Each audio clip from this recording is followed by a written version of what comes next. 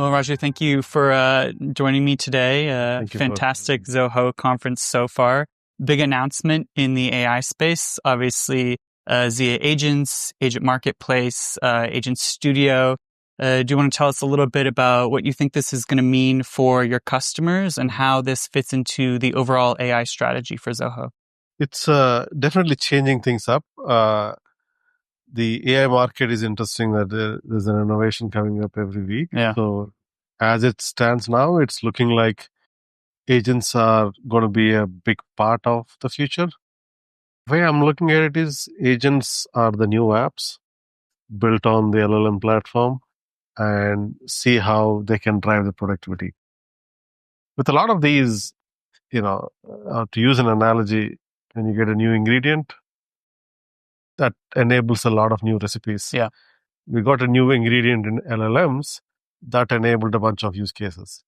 Now that has evolved into agents, it's enabling new use cases. Now, if you take those use cases into the B2B market, then a lot of interesting use cases will come up.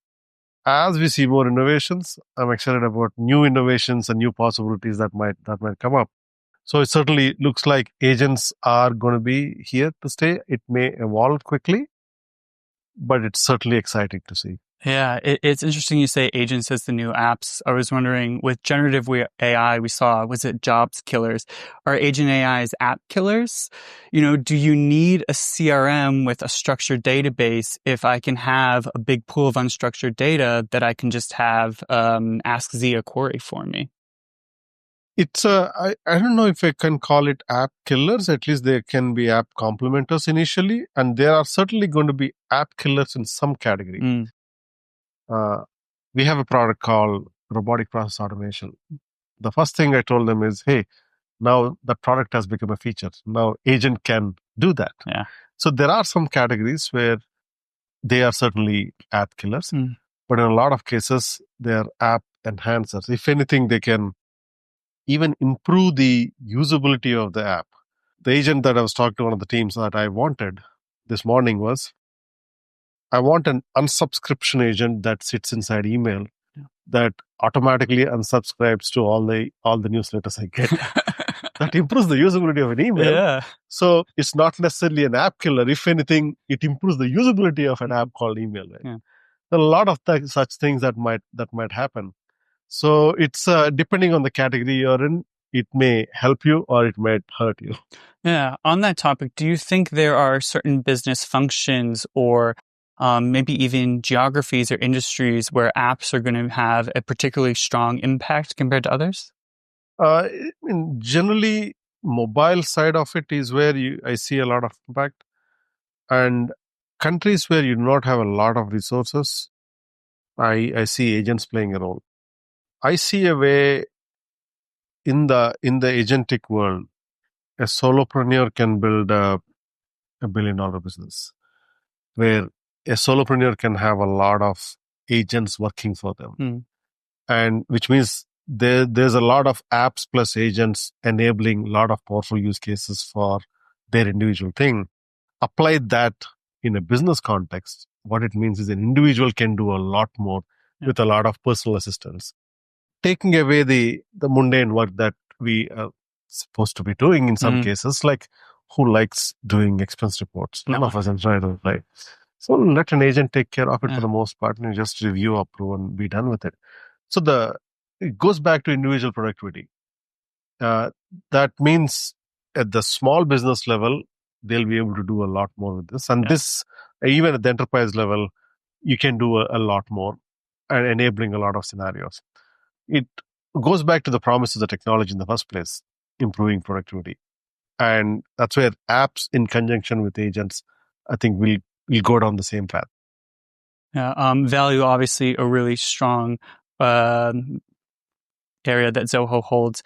How are you looking at pricing for customers? I know it's a sensitive topic. Microsoft obviously tried with copilots. No one's really been able to figure it out. What does that look like for Zoho? For now, the default pricing is 0, meaning we're not planning to price it.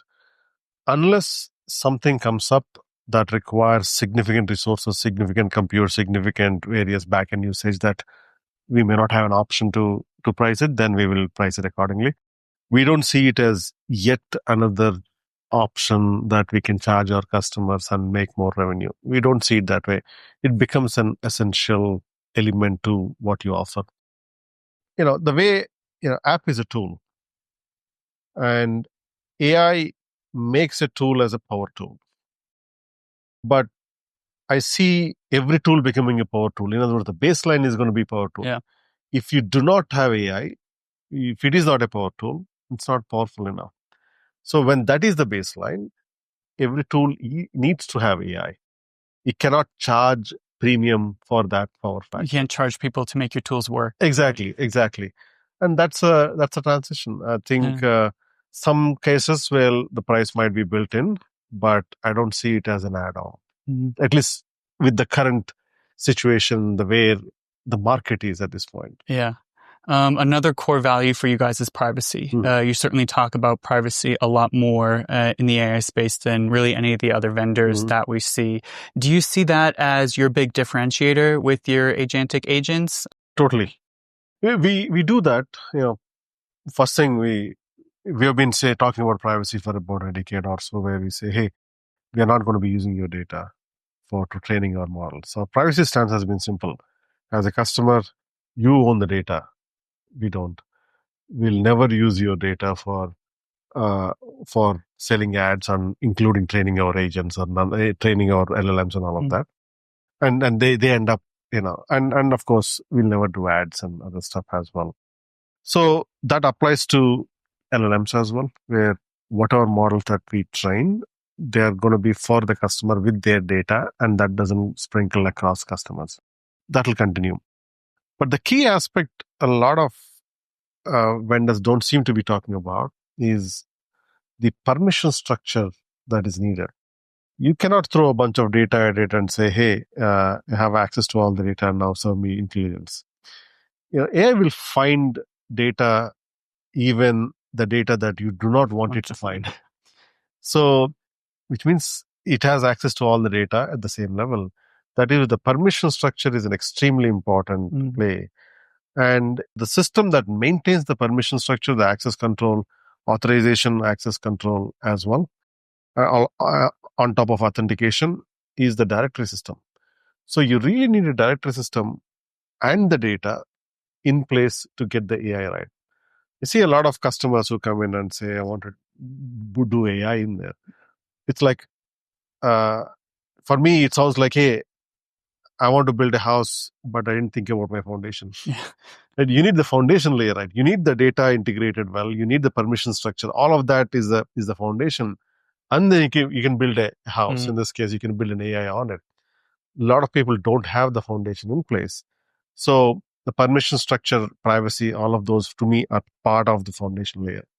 Yeah, it's interesting. AI right now is a little bit of the Wild West, right? We're starting to see hints of regulation, questions around transparency. What is Zoho's plan as a global company for juggling all the different markets that you're going to be in, the different industries? And what are customers asking you as far as transparency and regulation and what you guys are doing to prepare for that? The key thing they're asking about is the data and the privacy aspect of it. And what are you doing with my data? What are the default settings? The default setting is are you using my data to train your models, all of that? Most of the questions are related to it. Where is my data stored, and how are you regulating it, and what are you compliant with? All the regulations are coming up on a country by country basis. Yeah. And I think we see the pendulum swinging towards, in-country data centers, in some cases even on-premise, particularly with larger vendors, that is the larger customer, that's what we're seeing.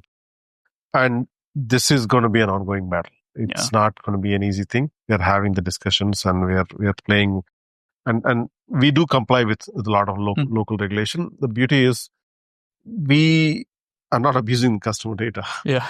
When we adopted GDPR, we said, why restrict it to Europe? Just do it globally. Yeah. So similarly, when we add a regulation, we'll support it globally, because it's not like we're in a data selling business and an ad selling business. So that makes it easy for us relatively. Customers appreciate our stance. In fact, there are a lot of customers who buy because of that stance. It's still early days on how the AI and regulations shapes up. but we're closely monitoring it. But we have a sense on where it is going. Yeah. I think that speaks a little bit broadly to AI today is not AI tomorrow. I know that was something that you mentioned a little bit about your talk yesterday. Where do you guys see AI going? What are we going to be talking about at Zoho Day in 2026, 2030? Little raw speculation. Yeah, hopefully we'll be talking about real use cases. Today, a lot of customers come to us and say, I want to use AI. Not having too much idea on where AI can be used. Yeah. We do these sessions with customers where we sit with them and we ask them, do you want to show us your system and see how you are using it, or silently observe them in their office with their permission and then see where AI can help. And that is something that they are also eager to work. So we are in that process. So by this time next year, we are hoping to see a lot of good AI implementations in the customer cases and how they are using it. We are seeing some fascinating scenarios, and we've had some discussions even yesterday on it's exactly the same topic where they want to use AI in their case and are asking the question, how can this piece of technology help us? Because currently AI, in a lot of cases, AI is the new hammer. Are you looking for the nail? Yeah. But this is where we need to make sure that it solves a particular problem. And I'm expecting to see a lot of such problems to be solved this year. Are there any industries or verticals or geographies that you see kind of leading in the AI space? On the security side, we are seeing a lot. We've deployed a few, particularly on the financial side as well, like fraud detection. We have done a lot of work on the fraud detection space. We've had some banking customers look at the technology and realize that, hey, your technology is better than ours. Can we deploy it? And we've had some luck on that front.